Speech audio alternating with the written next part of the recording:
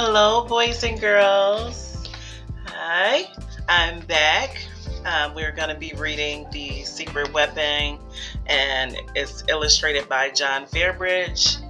And we're going to start where we left off right at chapter 3. Okay, where I have this bookmark. And Spies and Bananas. Spies and Bananas. Inside the chamber, the knight was sitting at a small table, trying to read what was on a long parchment. "You can both puzzle over these words," he said. "You have both learned so much from Father Anthony." I looked around the room quickly. I hadn't ever made a model of a monk. "No, he's not here. Callum, he's out walking in the forest. He likes the solitude after teaching you to." And here the knight gave a little smile. The forest. That reminded me of my message, but what was the monk doing in the forest? "Knight of shining armor," I began. "Just call me KS." He interrupted. "KS?" I began again. "I've got an urgent message for you." Everyone in the room seemed to stop still. "Was it about some food called bananas and the new cook?" asked KS. You're half right. But can I have a word in private?"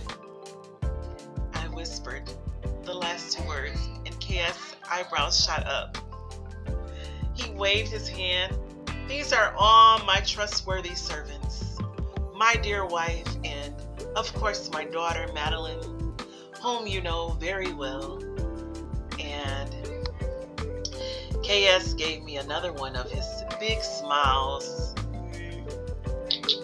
Big smile. And what else could I do but tell my news to all ears in the room, even though I was sure that one set of ears belonged to a spy? Well, it's like this. The Black Knight and his men are out in the forest right at this moment, planning to launch an attack on the castle. The Black Knight. There were gasps all over the room. KS just dismissed him with a wave of his hand. I've heard he's miles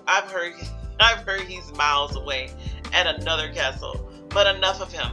I want to know about this new food called bananas. Bananas.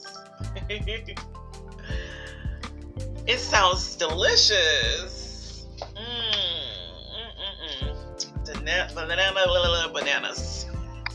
Sounds delicious.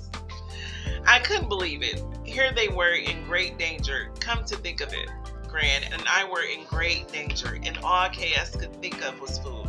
I put my hand in my pocket and found that I carried some food provisions from my real world, and I had a banana, which luckily hadn't turned brown. "Banana," I said, and offered it to KS. He took it, sniffed it, turned it over and over, and went to take a bite. "No," I said. "You have to peel it first." "Oh," said the onlookers as I peeled the skin off and handed it back to KS. "Here, take a bite," I said, and he did. Delicious. Soon his lady wife, Square Melton, and two servants were watching KS eat the banana and demanding a bite. I began to giggle. Then Madeline signaled to me, and I remembered the Black Knight. We crept out of the room and into the hallway. Madeline pressed her hand against the big candle holder on the wall, and click, click, a secret door opened. In here, she said, "Wow." I said, "Good, isn't it? I haven't shown you this secret room before, huh? I wanted to keep it a secret in case we had a real emergency. And I guess this is a real emergency." "Yes, it is. The Black Knight and his men really are in the forest, and they want to attack this castle." I was really serious. So serious, I was clammy with sweat. And Madeline could hear and see how serious I was, but she was still a bit suspicious. How do you know so much? How can you be so sure? That message Father wanted us to read seems to be in code, and it looks like Father Anthony's handwriting. One of the servants found it in a cupboard when she was cleaning up. Oh, oh yes, the parchment. Could it have something to do with the Black Knight?